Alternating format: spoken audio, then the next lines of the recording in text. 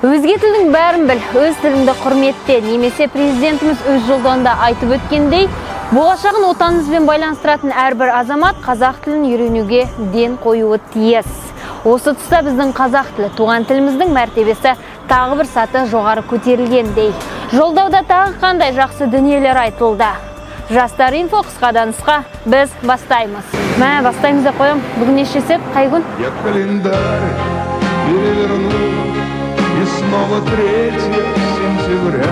Бүгінгі таңда елімізде жұмыста жасамайтын, оқуда оқымайтын 237 мың жас тіркелуде. Осы сандық көрсеткішті азайту мақсатында тегін техникалық және кәсіби білім беру бағдарламасы аясында сұранысқа ие мамандықтар бойынша тегін білім берілетін болды.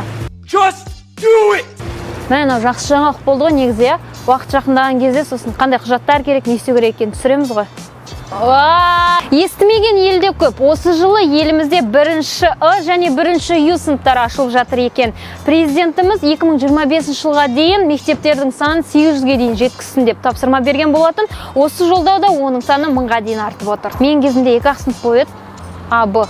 Сіз қай сыныпта оқыдыңыз? Комментарийға тастап кетіңіздер. Цифрландыру жөніндегі ұлттық жоба аясында елімізде ең кемі дегенде 100 мың жоғары білікті IT маман даярлануы керек деген тапсырма берілді. Енді біздің елде де өзіміздің Билл Гейтстарымыз бен Илон Масктарымыз шығады деп үміттенеміз. Марс біздікі. Сенші, мәдениет, кітапхана, мұрағат қызметкерлерінің жалақысы 2021-ден 2025 жылдар аралығында 20%-ға өссе, ең төменгі жалақы көрсеткіші 42.500-ден 60 мыңға дейін көтеріледі. Осымен біздің бүгінгі жаңалықтарымыз өз мәресіне келіп жетті. Жақсы жаңалықтарымыз көп болғай. Сіздермен бірге болған Жастар инфо және де мен Өмірханның немересі Рауанның қызы Хан Алтынай. Қалай кетті? Давай сізде.